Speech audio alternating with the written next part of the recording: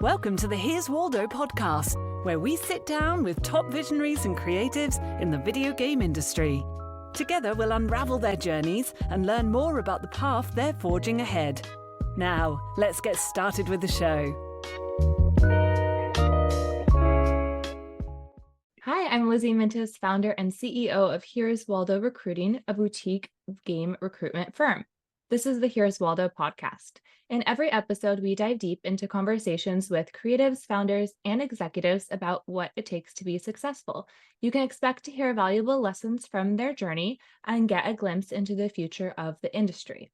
This episode is brought to you by Here's Waldo Recruiting, a boutique recruitment firm for the game industry.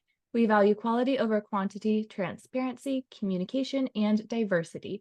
We partner with companies, creatives, and programmers to understand the why behind their needs. Before introducing today's guest, I want to give a thank you to Wallace Poulter for introducing us. Wallace, you are a super connector and you know everybody, so thank you. Today we have Scott Hartsman with us.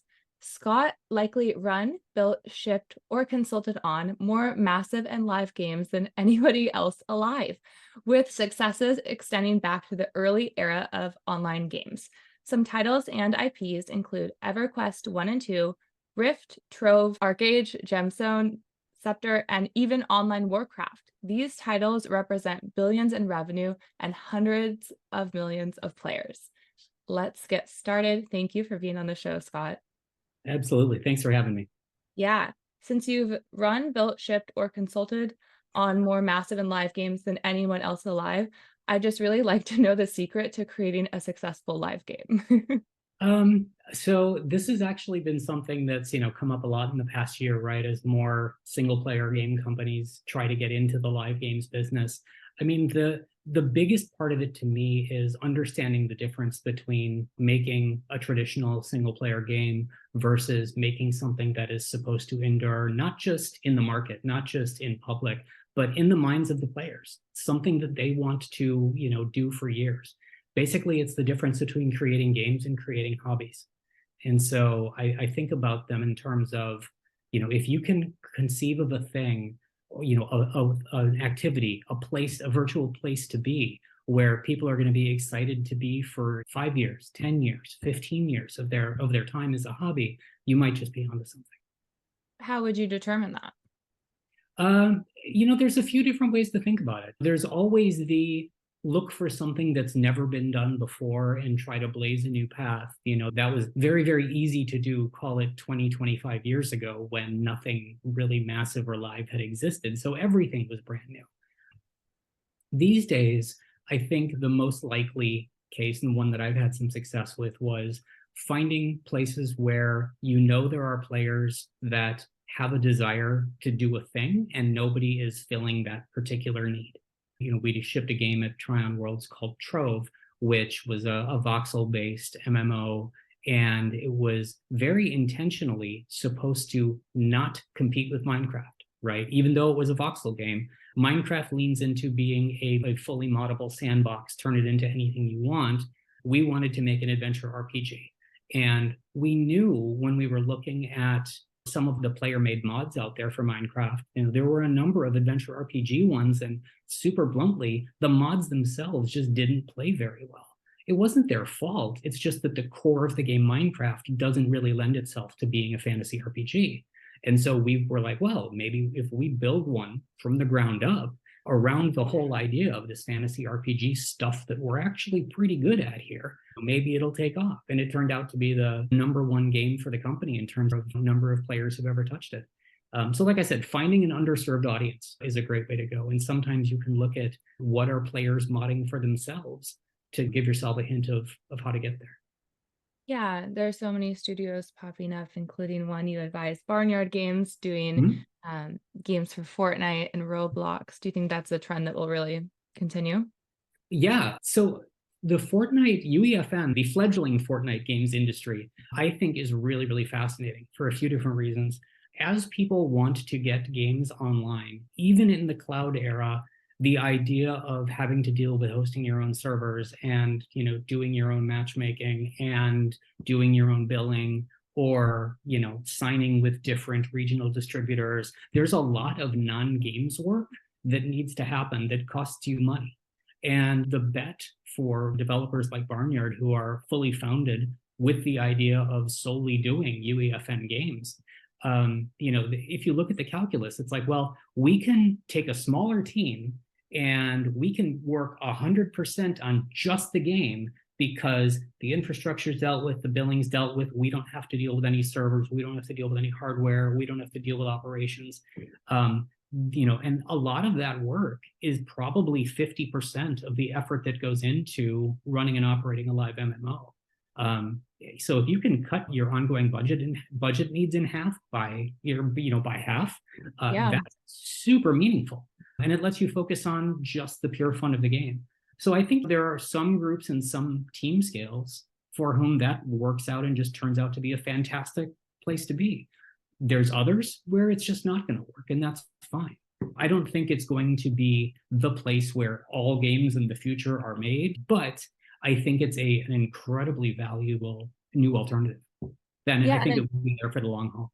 A new and cheaper alternative, because it's more and more expensive and you need more people, and the ways that you get money are shifting right now. Yeah. Well, and that's a whole part of it too. But yeah, especially as we're talking about MMOs.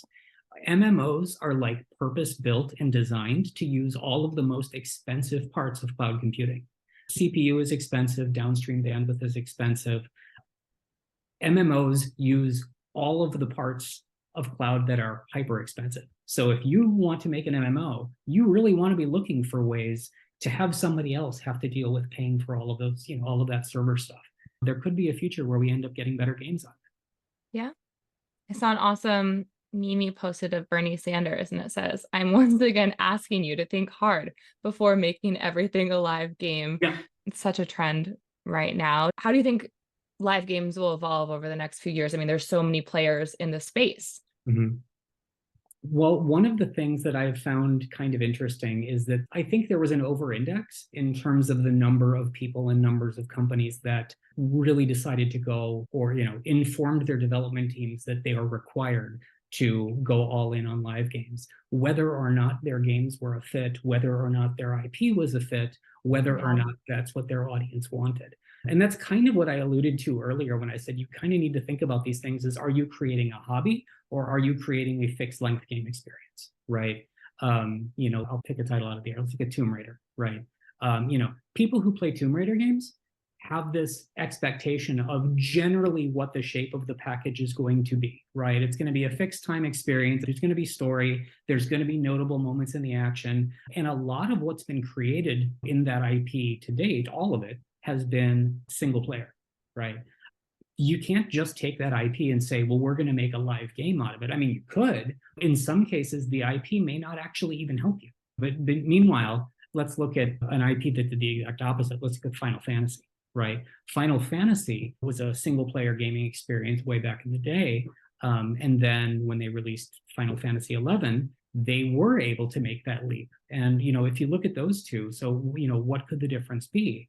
I think that people who are inclined to enjoy fantasy, and there's just some specific things about fantasy that are universal across most of the communities on Earth and most of the cultures out there, and the idea of banding together with friends to save the world or, triumph over evil or something like that. I think there's just a lot there that's drilled into us from the time we're children. I mean, right? Fairy tales for children are basically fantasy 101. Right.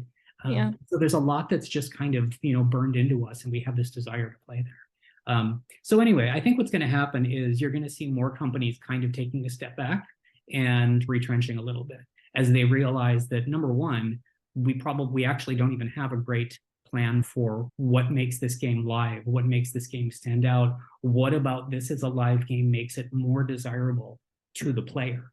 Because at the end of the day, theirs is the only vote that counts. It's their dollars keeping everybody in business. And so I think more people are going to have that oops moment, and then we'll start to see a little bit more sanity return. I like the oops moment. So you talked about figuring out what game you should make, figuring out if it should be a live game or not. Can you talk more about actually making a live game? What goes into that in terms of making it? And then things to think about, two questions in one. After you launch it, how do you keep people coming back? How do you make this a movement for years to come, a hobby, like you said? Yeah. I mean, there's something that I think a lot of experienced game developers all come to believe, and that is every game that ships is a miracle in its own way. I think that every single one of us can look back at all of the games that we've launched, and the ones that have gone well have absolutely had miracle moments where the bit of brilliance swoops in at the last minute to solve the problem, the minute of synergistic fun that you weren't expecting, that people discovered that made your game 10 times better than anything in your own brain. When you start looking at live games, and especially massive live games and open worlds, the more adjectives that you add, the greater the surface area becomes for all the number of things that can go wrong, super bluntly. And so while you're creating these, there's a lot you have to be very good at juggling all at the same time. It's more than just the game design and making sure that you have a compelling proposition to the user. It's also, how can we afford servers? It's how can we get this tested? It's which platforms do we want to put this on? How can we afford to create it for all of these platforms? What are the things that we're missing? How can we begin to test? Do we even have a great concept? How can we pull that date back a little earlier so maybe we figure out if we have a good concept before we fully ramp up to production? Right? Because if you look at any development schedule, it's the closer you get to the end, those months are the most expensive. So you want to find and fix all of the foundational stuff while you're as cheap as possible. Fortunately, like we mentioned earlier with Fortnite, even if you subtract Fortnite and UEFN and Roblox and all of those, just looking at the engines that are available these days and how rapidly people can begin to get their own gray box testing done, begin to get their own, gameplay testing done, there's just such a wealth of tools that are available these days that I think are, truly amazing. And they're really helping developers figure out some of the important stuff earlier. Earlier is key, huh? Yeah, it's all incredibly risky, right? I mean, the last thing you want to be is a studio where, you've got your game, you've ramped up into production, you're over 150 developers, you have that oops moment, you feel like you're not making progress, and then somebody calls me and goes, hey, Scott, could you come in and spend some time with our studio because we think we have a problem, which is something that I've had to do, or I've been asked to do multiple times in my life. And it's been a lot of fun, but I would love those folks to not be in trouble in the first place. Well, it keeps you busy. You talked about miracle moments. Yeah. I'd love to hear stories, if you can share them, of miracle moments that have happened. Sure. I think one of my favorite miracle moments, one of the ones that stuck to me, was from our MMO Rift. It was a rescue of mine where I got brought in after they had ramped up to development and they were trying to figure out a path from having a great team and some good technology to actually having a great shippable game. One of the things that we were a little shy about talking this at the time, but now that it's 10 years later, I feel like I can talk about it all right.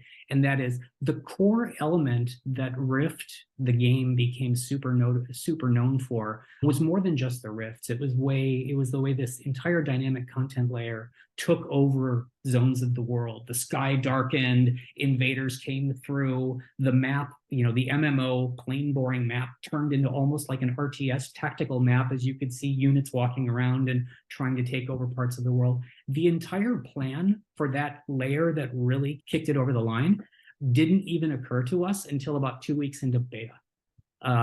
It was a miracle moment that occurred because it was developers and players interacting on the beta servers. We did a number of smart things in the testing, in the run up to the test for that game. By the time we did the first beta, Rift is a sharded MMO to where, so every server itself that holds a few thousand players. And what we had done was we took the game dev team and we split ourselves up and assigned humans to watch different servers, literally in real time, invisibly, watching chat, watching how players are going. And so we didn't have 24/7 coverage, but we had servers covered for about 12, 16 hours a day. Wow. So we could always see what was going on. We had a debug command called invade target, where you could select an object in the world and a GM could say invade target. It would spawn a bunch of invaders and they would start marching and try to take over the world. players flipped out when GM started using these debug commands to try to make things interesting and see what was going to happen. It turned out that was by far the most compelling thing that we had in our game. We started sending around, we were all in chat together, so we started sending around, hey, go to this newbie zone, go do this, hit the invade command, flood the players, overflow them. They seem to be loving this, right? Because they had never seen anything like that in games before. And so after that test, we did some rapid designs, and our lead designer at the time, who later became the game director, created a prototype for the actual, here is a zone being taken over officially, systemically, here's the sky darkening, here's the gameplay around it. He did a prototype of that himself in like 2 days, and we were playing it internally, and we rolled that prototype out next beta to see what would happen. And when that one happened, players just lost their minds. It was so yeah, it's a lot of serendipity happens. I think when you have super passionate developers who truly care about making players happy, and you have players who are willing to be entertained, some real magic can happen. And in terms of, I know you said as early as possible, but what does that really mean in terms of getting your game out the door or getting your game into the players' hands? And I know it's so scary for the people that make the game to get it out early, but what do you advise? Is it as early as possible, or? Yeah, so one of the things that a lot of developers are starting up these days, basically here we are in the year 2024, secrets don't really exist, right? Yeah. Secrets are harder and harder to keep. There's always stuff leaking out because somebody updated their LinkedIn, and now we all know that, Borderlands 27 is a game because an artist just updated his LinkedIn. And so basically, people have kind of embraced that. Our studios have kind of embraced that, and they're doing more testing through their own development with players every week. And there's a few different studios that are doing this. One of them is actually even live streaming their in development, dirty, early, rough, wild, unfinished gameplay, and they put it up there for the whole world to see. So I think largely one of the things that has kept has added most of that risk is that there was always such a fear of leaks and such a fear of the world knowing. And it was always perceived that a leak is going to kill our game. Culturally, that's not really the case anymore. Culturally, that's absolutely not the case. The greater fear for the the greater danger for the vast majority of games and the vast majority of studios out there is that you launch your game and nobody cares and you can't, get above the noise. Yeah. And so, since nobody cares is such a huge risk, you may as well spend down some of the development risk by getting some human beings into your game, even if it's NDA'd, even if it's a private Discord, whatever, as early as humanly possible. So it's not just the game development team drinking their own Kool-Aid. And I think more game development teams don't want to be in that boat, right? They don't want to be in a silo just developing in the dark for years. I think there's something super energizing for a lot of people about the rubber meeting the road and players being able to observe players in the game and figure out, hey, do we have a great idea or are we kind of cracked? Yeah, figure that stuff out while you're cheap. Yeah, otherwise it's truly a miracle at the end. Yeah. Well, that used to be the thing. As far back as the 90s, there was this school of game development thought it was and then it all magically comes together in the end. And there were lots of game developers that super prided themselves. That was their philosophy.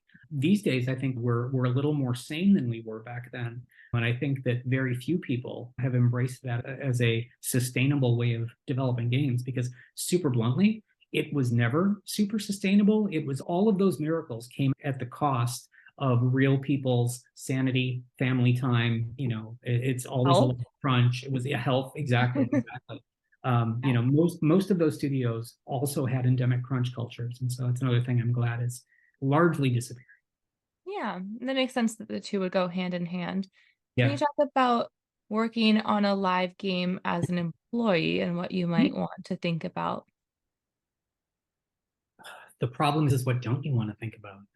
So I've been a designer, I've been an engineer, I've been a head of engineering, and I've been an EP on live MMOs.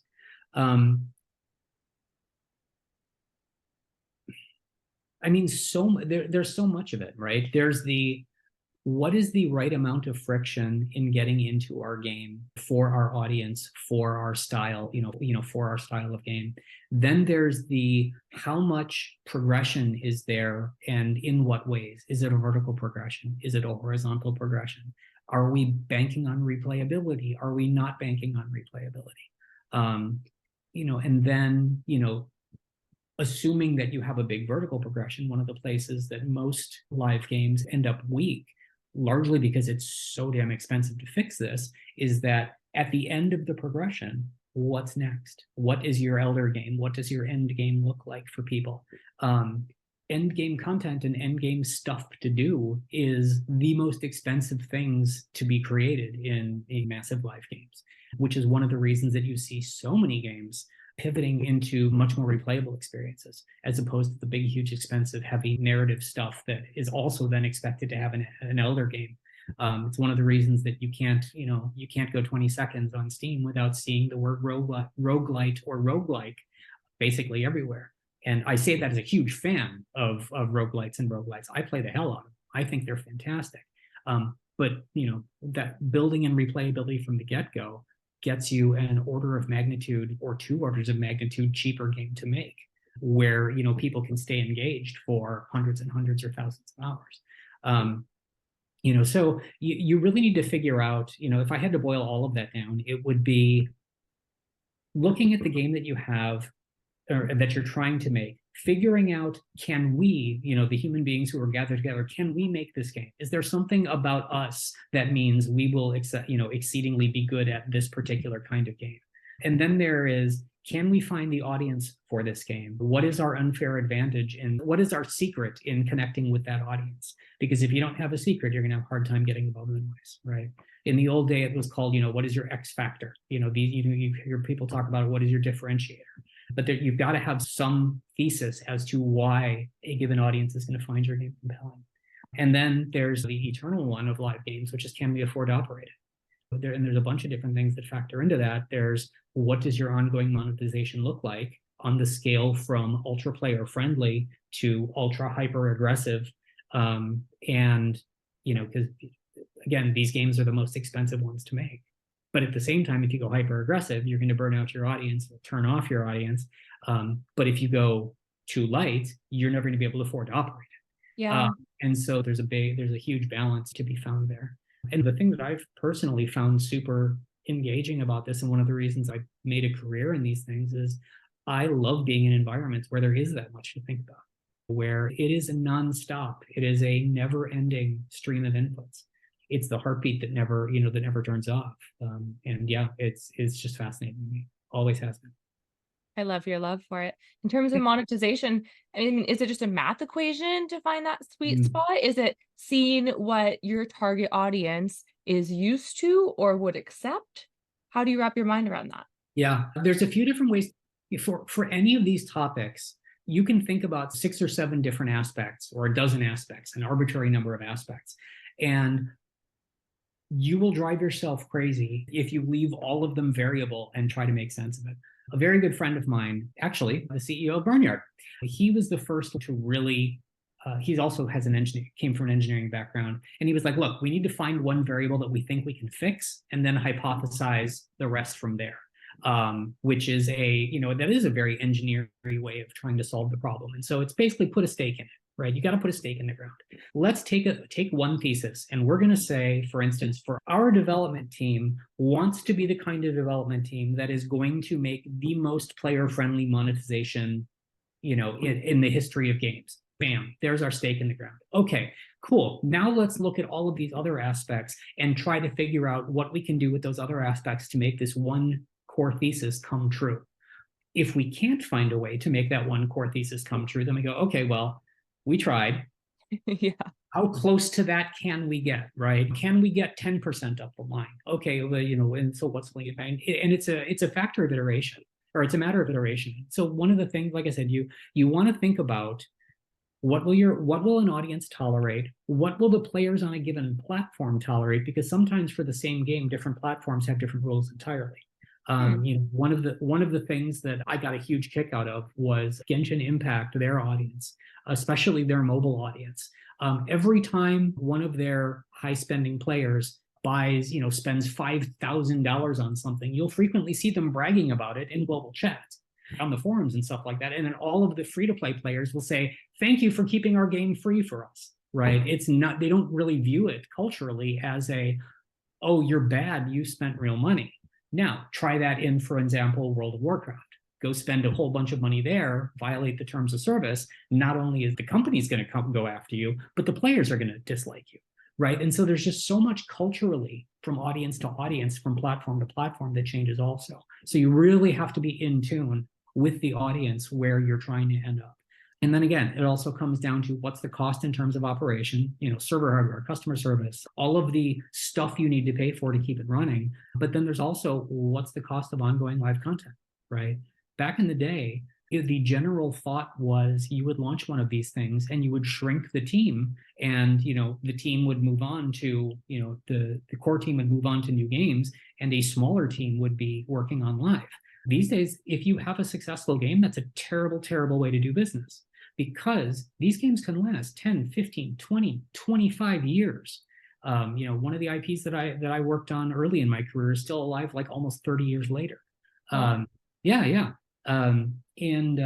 So these days, what you really want to do is you actually want to grow the team if you can afford it, right? Because you want to be able to create constant, interesting live content stuff for people to do. I don't mean just a new horse armor to sell or a new thing to sell. I mean, new, interesting stuff to do. But then you also want people to have a longer term view of stuff to do, like the longer term expansions.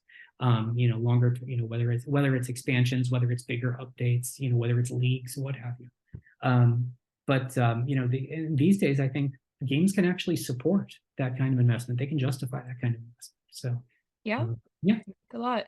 So in terms of content, how much content would you advise, assuming you have had your game in beta, or you think right, okay, that it's going to be a hit? Then how much content do you want to have ready when you launch? Or is that a variable based on so many different things? How should you think about it, maybe? It is a variable, but at the same time, there's an analogy. I forget the name of the right name to attribute this quote to. There's an analogy in scheduling, which is everything is going to take twice as long as you think it is, even if you take this law into account, right? And so content is the same way. No matter how much content you make, you're probably going to need twice as much, even if you take this law into account. If we're talking about, like, for example, a linear MMO experience, I'll use that as just an example of vertical progression MMO. There are a lot of factors that you can adjust to make, the journey longer or shorter, right? At the expense of making it grindier or not, right? Let's talk about the two extremes. The extreme number one is I log into the game, I push one button, I am now max level, poof, I'm at endgame, right? It took me 1 second. The other extreme is the amount of time taken approaches infinity, right? Where the game is nothing but the grind forever and ever, and the number always goes up, and there is, and so, again, for a given game, for a given design, for a given audience, for a given platform, same exact rules apply as with monetization. You need to figure out what's going to fit with that audience. And a lot of the time, you can look at what they're already playing, what games they love, right? That's a big part of it. There are no shortage of agencies out there to work with to do that level of psychographic research on, what are demographic research, psychographic research, what are they playing? What do they enjoy? What do they love about them? What do they not? One thing, though, that I would caution anybody who goes that route is understanding what people say and understanding what people do are frequently two different topics. Yeah. One of the things that, again, going all the way back to the original EverQuest era, people complained about the grind. Holy crap, did people complain about the grind? It was so grindy to get all the way to level 60 back in the day that, oh my God, it's such a grind. You want to know what the biggest quit point was for players?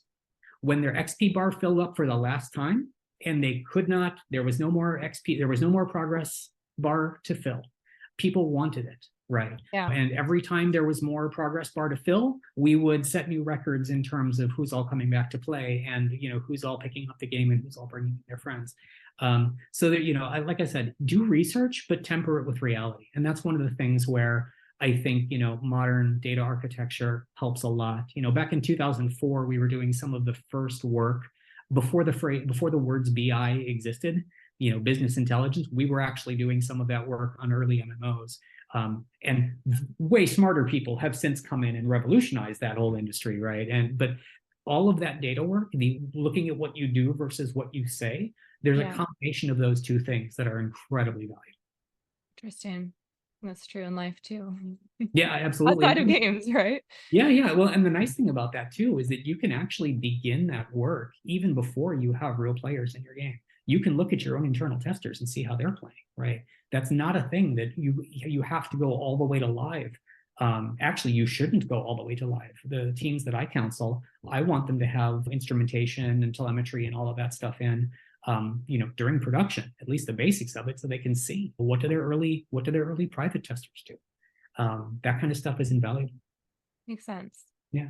So you advise a lot of startups, and I want to ask you some questions that I hope will benefit anybody who's running or thinking about founding a game startup. So if you're thinking about starting a game company, what experiences should you personally seek out ahead of time to prepare you? I think if standing in the mirror and punching yourself repeatedly, if you can get okay with that feeling, chances are you could found a startup just fine. Yeah. So, okay, slightly more seriously, I think having a holistic view and being involved in lots of different aspects of the way a game gets made is one of the things that is absolutely, absolutely invaluable. I mean, I'm not even going to go into the part about being passionate for games and being passionate for entertaining players, right? That's like table stakes. If you really want to be excellent, being somebody who can see a game from development through testing, through operation, through live, from design, and then across a dev team, from design to engineering, to art, to audio, to community, to marketing, and see how all of the work flows between those groups, being able to look at all of that from a 10,000-foot view and being able to go, oh, now I see how all of these pieces flow together. That, to me at least, has been the absolute most invaluable part of any of this.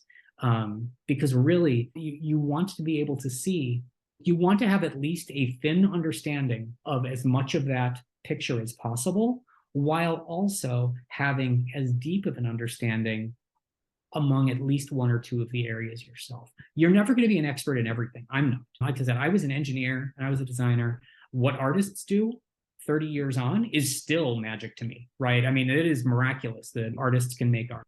I don't get it. Audio, creative audio people, same thing. But I have a super deep knowledge of the design and engineering side. Okay, cool. So I've got that, but then I've also got the producer view of being able to watch everything, how it goes from development through testing to operations to marketing, blah. Having both levels of that knowledge, I think, is absolutely tremendous and absolutely invaluable. What about at a startup versus a large company?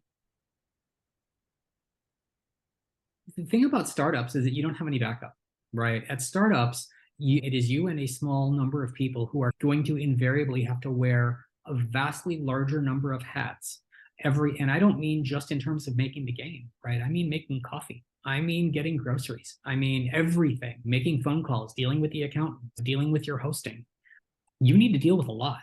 And meanwhile, which is ironic, I find it kind of ironic that people who have come up through that environment usually have a much thicker skin. They have that breadth of knowledge of all the things it takes to build a huge success. Meanwhile, they are way less likely to get funded than person number 2,000 on big, huge, massive AAA success. Even though person number 2,000, yes, they were associated with big, massive success, but how much of that do they really know? And how much of that were they personally responsible for? And so I think it's kind of fascinating. One of the other interesting things about startups is that your whole advantage, the only advantage you have in a startup is speed, right? And so getting used to operating quickly, getting used to getting feedback quickly is, that's the only power that you have, right? You are out-resourced on the other side. You are out-hired. You are not going to out-recruit. You are not going to out-operate, right? There's a million things that you're not going to be able to do as well as them. the one thing you have is your brains and your speed. I do counsel a lot of startups to guard their speed jealously. It can become very easy for a lot of people who go from big co to startup to kind of fight the last battle, right? There's a risk of them doing a lot of things where, big co, we had problem A, B, and C. We're going to institute a bunch of policies at the startup, so A, B, and C aren't problems anymore. And unfortunately, A, B, and C maybe also slow down the development team. I counsel people, guard your speed jealously. Yes, do policy, do process, do whatever you need to do. However, do it light enough to where basically what I counsel people for policy and process is just enough and not one step more. Right? Yes. Yeah. I counsel them on recruiting too, right? Same thing. You're a startup. You're not going to pay people more. Absolutely. Yeah.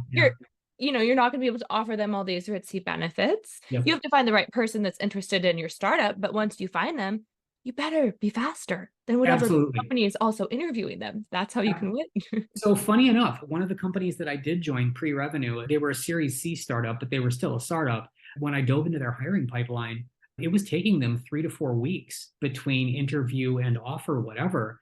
And I came in there and I'm like, we're lucky that these folks are talking to us.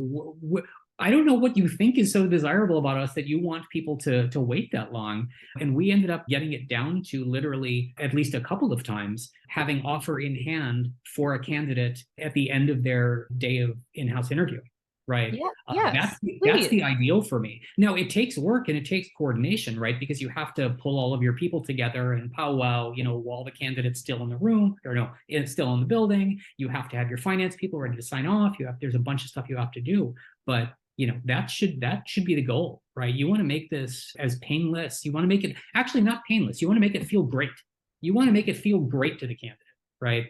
That's one of the other reasons. Recruiting is another passion of mine. I mean, just from the inside hiring manager point of view, and I've always felt super strongly too that one of the places I think a lot of companies fall down, they don't really have a guide, right? If there's a candidate that you really want, who is their buddy on the inside that they can call, right? That is going to get questions answered for them, that is going to assuage them of any doubts, that is going to help keep them excited about the process. As a hiring manager, I always loved doing that for my own directs, for my own candidates.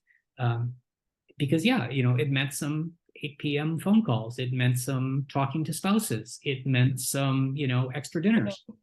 Okay, so what? That's great, right? Because if this is a relationship, if you're hiring somebody, hopefully this is a relationship that's going to last years, right? It's true. Get it off on the good foot. And you can win in speed, but you can also win in care. And so many people don't care and make people feel bad throughout the process. The recruiter never gets back to them. They don't get feedback. It's taking a long time and they're frustrated. And that, if you're a startup and you're fast and you take them out to dinner or do something really nice, or maybe you talk to their spouse about the offer and their relocation concerns. I laugh because I've definitely done that too. Yeah, totally. But that going above and beyond, or my favorite, the call with the executive at the end, like, let me tell you about my high level vision. Do you have any questions? People love to talk to somebody high up and makes them feel special. And funny enough, so that's a thing where I've done that as a board member for companies and as an investor for companies, where I've done recruiting calls for CEOs all the time.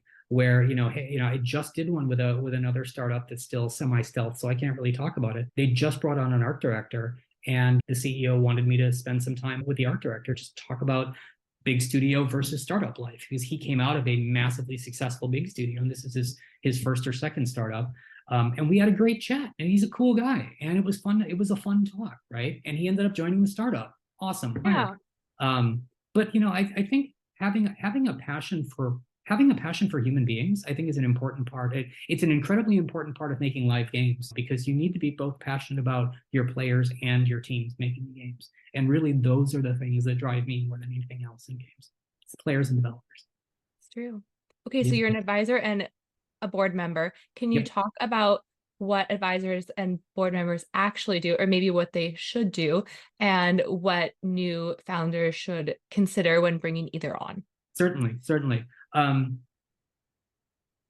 There are as many different ways to package what an advisor does as there are companies who want to work with advisors, right? Because everybody needs something different. And in my case, a lot of the time, so I can only really speak for me. I've done, so there's one company that I'm working with where, the founder is a previous technical tech industry founder who has a personal passion for games and, but has never really, worked in games before. So I'm kind of being a games industry guide, games connection guide, games investor connector, that kind of person, where it's like on the running a business side, on the coming up with a concept, on the how to iterate quickly, he doesn't need that from me at all, right? He absolutely doesn't need that from me. And in terms of mechanics, what that really turns into is he and I PM each other on Discord, usually, 2-3 times a week with a random one sentence here or there. And there's usually one call every, 3 or 4 weeks, depending on whatever he needs. And we talk about, what's troubling him, how can I help, what's going well, what's going poorly. And I think one of the most valuable things that I can do is, having been a CEO, it's lonely. You don't have a ton of peers, right? There's not a lot of people that you can share everything with. And being able to be a super non-judgmental, slightly separated, just pair of ears who can be trusted to keep his mouth shut, who knows, when to offer advice or when just to listen and go, wow, that sucks, right? You'll get through it. I know just when to cheerlead. I think that's a big part of it too. And then, it can range from stuff like that to all the way down to being in the nitty gritty. So a different startup that I was working with, for instance, they were hyper talented on the creative side, hyper talented. They didn't need anything about product help. They didn't need anything, but they didn't know how to make a budget to save their life. And so I was like, cool, I will be your pretend fake CFO for a day and I will make you a budget. Here's a template for here's a budget that you're going to be able to use to operate your studio for the next 4 years. They are still using a variant of that budget, and it's 4 years later. So I'm kind of proud of that one. And I think my old CFO would be proud of me for doing that too. But seriously, a lot of it comes down to whatever I can do to help. I want to do that. So yeah, and sometimes it's pure product help. Like, hey, do we have a good game here at all, or do we have a good portfolio? What about our product strategy needs to change? What about our technology needs to change? Those are areas that, I can go pretty deep on. So yeah, stuff like that. So you would say that you want to understand your strengths and weaknesses as a company and then find people to sit on your board or advise you that have the strengths that you don't have. So you have somebody to ask the questions to? 100%. Wow. That is a fantastic summary. Very well done. Yes. Thank you. Yeah. Can you talk about the difference between being able to make good choices versus least bad choices? Yeah.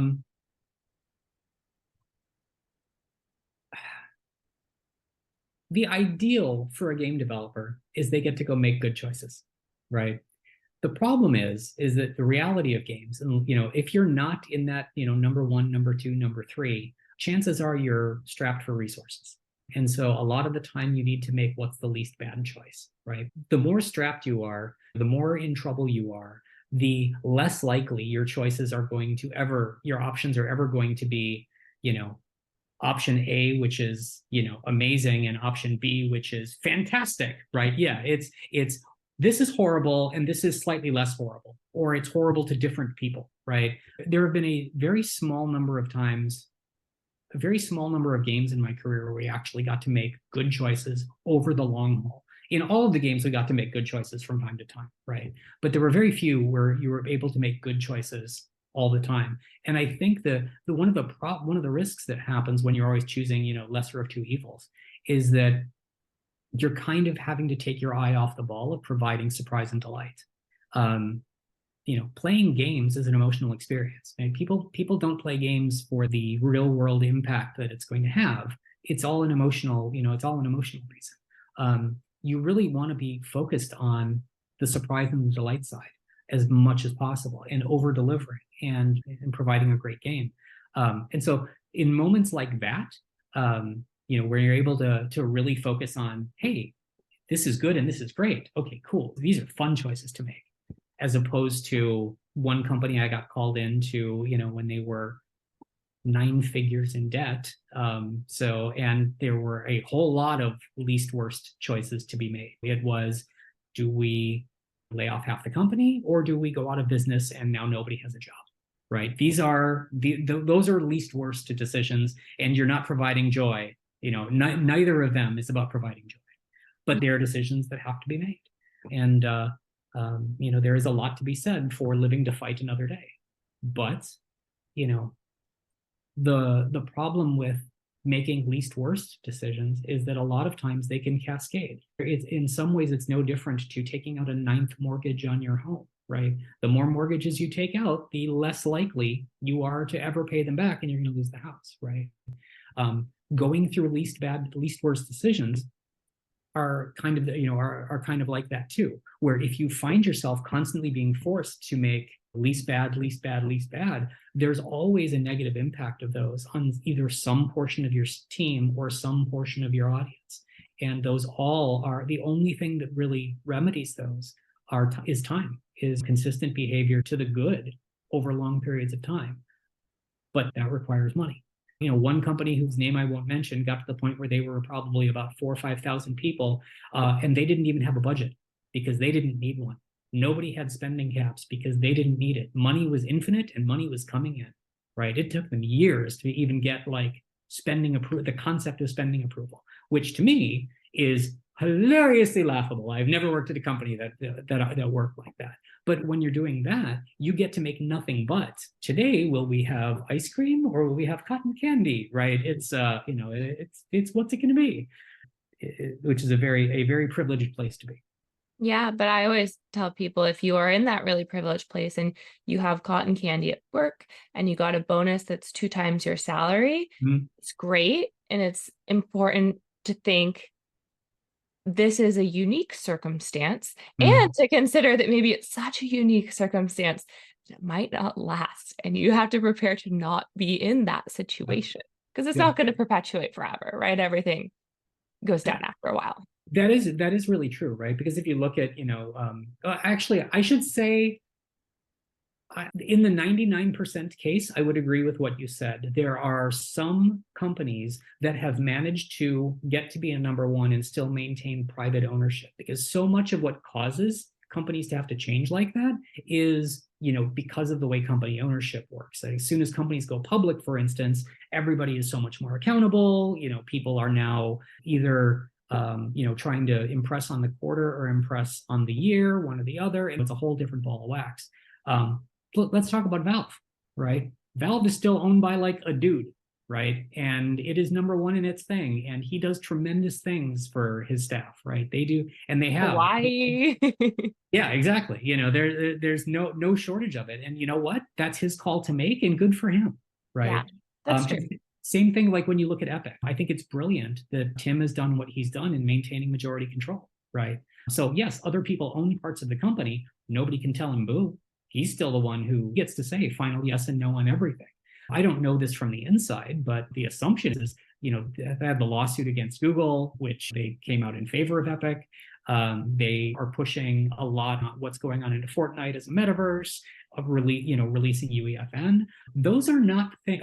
Releasing a store that doesn't make money because they're going to build it up over years and years and years and maybe even decades. Those are the kinds of investments and the kinds of things that only happen when a private human is the one who goes, yeah, we're doing that, right? It's very, very rare that any of that would ever happen to a big public company. Yeah. Yeah. That's interesting to think about as an employee too, if you're considering jobs. And I like what you said about the least bad decisions, because I see so much hate for a lot of CEOs and executives, but I think it's really important to think about, as a CEO, you have to make horrible decisions, and it's terrible, and it may not be necessarily fully the fault of you, right? There are a lot of different factors, and you're delivering the bad news. And someone told me the other day that being a CEO is just being okay with public hatred. You said punching yourself in the face, but it is people on the internet hate you and talk about you. And so I don't think that every CEO of a large company is necessarily the worst person in the world when there are massive layoffs and bad things happen to the company. Yeah, it's very true, right? There is no shortage of bad behavior, but at the same time, not every piece of bad news, right? I would say the vast majority of cases, especially in non-public companies that don't have hard public earnings requirements, my first reaction to seeing a lot of news like that is, if they did that, wow, the other choice must have been horrible, right? But Yes. the average observer doesn't think that way because the average observer has really never been in that boat. Like, for example, let's talk about Unity, for instance. Well, let's talk about Unity pricing. You hate it? What's the alternative? Look at the alternative. They just did their layoff. Have you seen their financials? That's exactly 100% correct. Is because, like, look, they grew too fast on the amount of revenue for their business model. Now they're losing so much money. They have to change some factor. Yep. Now, did they absolutely screw the pooch on, on rollout? Totally they did. But they had to do that. The alternative was, well, we're here. Yeah. And, it's, again, it's tragic. It's sad. I wish that none of it would have happened. I wish that they were phenomenally profitable and stable because I love that they exist, right? I think they have a very important place in the games industry. They've brought so much to accessibility of game development. I want them to be stable and successful in the long term. But it's frying pan fire. Yeah, hard times out there. So you were EP, GM, CCO, and then CEO of Tryon Worlds, and which is a venture-backed startup, right? Yes. Yeah. Okay, and you grew the annual revenue from 40 million to 120 million and made the company profitable. Yes. How did you accomplish this? Well, so for starters, the first one was basically, I had been the EP of the inaugural game. We had launched it. It had done a success bigger than expected. I had hoped to actually grow the team at that point. Unfortunately, the company had committed money to games 2 and 3, so we actually had to shrink the team, unfortunately. So we were trapped in a cycle of underinvestment where we didn't have enough humans to both feed the beast of the live game as well as creating long-term content. We just didn't. And most games will eventually decline as that happened. Actually, every game that behaves that way will decline, period. So I actually left the company shortly thereafter for a bunch of reasons I won't get into. And it was about a year later, the chairman of the board called me and went, "Hey, would you consider coming back and running it?" I was like, "Oh, we're going to make a change. Okay, sure. What's it look like?" And so I got all of the financials and all of the transactions. I actually asked for, in addition to looking at all of the official reports, I actually asked for bank ledgers. I was like, "Look, I just want to see every transaction for the last year. I know it's going to be too much. I need to look at this myself." Company was running in the red. Millions of dollars in the red every month, millions of dollars every month in the red. And so there very much was it's immediately obvious that the cost needs to come down by about 2/3, not even half, 2/3, or 0 people will have jobs. So, that had worse. Immediately, it was, again, the least worst. The least worst is we stay in business, and half the people get to keep their jobs, which is what we did. From there, fortunately, there was enough talent that was bought into, there's enough remaining talent that was bought into the mission and really believed that if we did the following things, we could really turn this around. The idea was we were going to invest more in the flagship title. We were going to kick off an incubation. The way that the prior company had kicked off its games 2 and 3, it was a very 1990s, early 2000s way of doing it. It wasn't how you would kick off live or free-to-play games in a responsible, correct way, where you come up with a thesis, you try to prove your thesis cheaply, you iterate up from very small groups, you only scale when you're confident, and so on. You're never going to zero the risk, but again, it's all about minimizing the risk. So we kicked off our incubation process, and we called it the labs process, where we solicited open solicitation of games from the entire company. Write a one-pager, right, and put them in public for everybody to read them. Let's vote on them. Let's see which ones we think we can, make. How do these games take advantage of our superpowers? How do these games have, an audience that we know we will be uniquely good at targeting? Trove was the first one of the games to pass through that, through that gauntlet. Trove was 2 developers. It was 2 human beings for the first, 9 months. Right? It was 2 human beings, and that's all it took. And we were playtesting a game being made by 2 people. That's as cheap of a new game as you could possibly make, right? And we added people very strategically and very slowly. We ran it like a startup. Again, it went on to be a big, massive success because, again, we had de-risked every step of the way. Every step of the way was about removing some piece of risk or proving some, concrete thing. And we were very honest with ourselves too. One of the things that happens at big co's when it comes to their new product gauntlet is you can end up, you don't always end up, but you can end up with people just gaming just kind of gaming it and, playing to the judges as opposed to, really making, playing to the process as opposed to really solving the problems concretely. We didn't have any of that, right? We were all very, very open and honest with, yeah, this is okay. Overall, you're doing great, but wow, this is terrible. This is terrible. This is terrible. And then the dev team would go, yeah, and we're going to deal with that next milestone. We're going to deal with that probably 3 months from now. We're going to we agree, and we're going to deal with that about 6 months from now. Awesome. We just had an honest conversation about what's good and what sucks. You guys already agree you're going to fix the suck. Fantastic. And away we go, right? So yeah, we kicked off the first party business, and then we also launched a third party publishing business where ArcheAge was one of the game names that we talked about earlier, where we invited outside game developers to put their games on our platform. ArcheAge was a Korean game made by a company called XL Games in Seoul. And, we were the North America and European publisher. We're the publisher in 38 countries. The team that went on to make PUBG, funny enough, I am the proud owner of the greatest off by one error in games history, possibly. The PUBG team, we published their game. I flew out to Korea and we signed their previous game. Oh. So, however, and the part of what really impressed me actually was the EP of that game. He was sharp. He was great, right? I mean, the game itself was probably, generously we'll call it a 7 out of 10, right? It just didn't have the legs and it had problems, but it was fun. At the core of it was fun. We saw something in him. We were like, we want to work with that guy. There's something about that guy where he's going to make great games. And yeah, his next game was PUBG, and he is now currently the CEO of Crafton, right? So he is, yeah. Chung Kim, fantastic guy. But anyway, so we opened that whole publishing business. So with our first party development, which was doing pretty well for us, once we had changed the way we began to greenlight games and changed the way we determined what to invest in, how to invest in live games.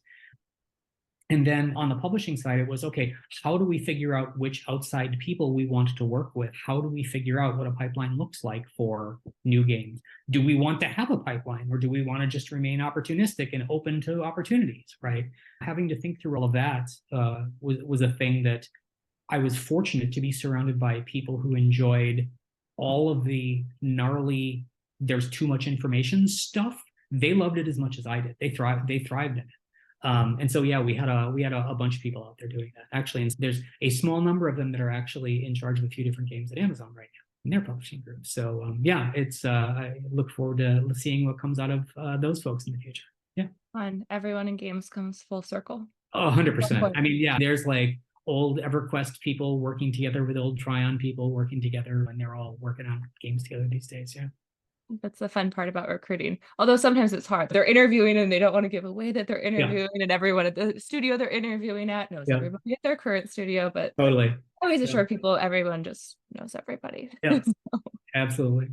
That's how it goes. I have one last question. I know you are a proponent of being genuinely curious and you think it's a superpower. Can you share some experiences that have led you to that conclusion?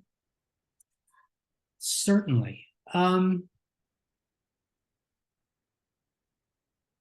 I talked about this a little bit earlier. And so when we were talking about one of the superpowers for people, or one of the things that can really help people as they go from big co to startup, having that curiosity around how do all of the parts of this thing work is a huge step up. One of the other ways that I kind of think about it is having a compulsion to always looking under rocks, and invariably then taking ownership of whatever you find until whatever mess you found gets fixed out from under that rock. You kind of have to be one of the people who, runs toward the fire. You see the mess and you go, haha, it's a mess. I know what urgency is. I know how we can follow up on this. I think, I will say though, that's gotten me in trouble no small number of times also. So for instance, early in the EverQuest days, EverQuest had a built-in ticketing system for players it was a petition system for players to send petitions to GMs. And there was a queue. And the queue was server by server. So your server had its own queue. Your GM watched your server's queue, ostensibly took the tickets and handled all of the tickets and made customers happy.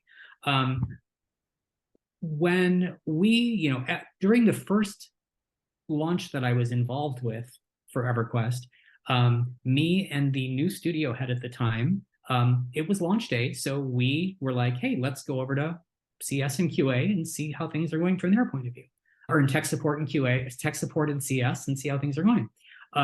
We were mobbed. We had the most excited, happy people coming up to us going, holy shit, hi, nice to meet you. And apparently this was something that had never been done before, right? The people who were in charge didn't really spend time and didn't really want to ask, hey, how's it going? What stuff are you seeing, right? Which led to the creation of actual processes for people those folks to actually send information over and the product team to actually do something with it. So that was the good side of that. The bad side of it, well, bad for me, I would fairly frequently after that, I would work late. And since the GMs were working 24/7, there were people there. If I was leaving work at 2 a.m., I'd go hang out with the GMs for a while. I became friends with the night GMs. One time, there was an abnormally busy night. A lot of the queues there was a problem like with the internet or something, and all of the queues on all of the shards were in red. Red is bad, right? There were probably 30 or 40 petitions stacked up on each server. The person who was the lead GM at the time, or the manager, I forget exactly who it was, either didn't know I was there, didn't care, or didn't know who I was, one or the other, and went, well, board's red, wipe them out. And all of the GMs were instructed to go onto their servers and delete all the tickets out of their queue so we could make the board look good.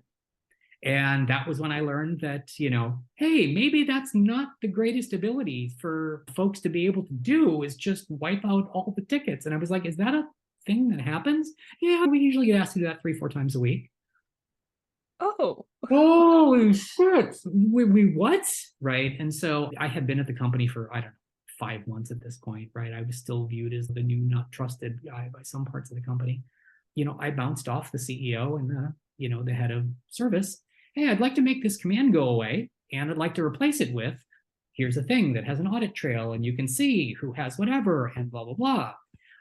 Apparently that was heresy, because the human in charge of the group, his response was, how dare you impugn my blah, blah, blah, blah, blah. And he took it very personally and very insulted and all of that. And I was like, I'm just trying to make players happy. And I thought you would care about that too. I need to repoint myself here, because apparently this is not what I thought it was. And so, like I said, being curious, being open to learning things even when they're disappointing, being unafraid to take ownership, but also being unafraid to be slapped down, and don't let that stop you. Keep trying. Some good advice. We've been talking to Scott Hartsman. Scott, where can people go to contact you, learn more about you, or hire you to run their AAA company? Absolutely. Why, thank you. I appreciate that. I am found on Blue Sky at hartsman.bsky.social. I can be found on X, or it's on Twitter, now called X for whatever reason, at Hartsman, Hartsman. And I'm also Scott at hartsman.com, which I check periodically. Thank you so much. Right on. Great talking with you. Thanks so much for listening to the show this week. To catch all the latest from Here's Waldo, you can follow us on LinkedIn. Be sure to click subscribe to get future episodes. We'll see you next time.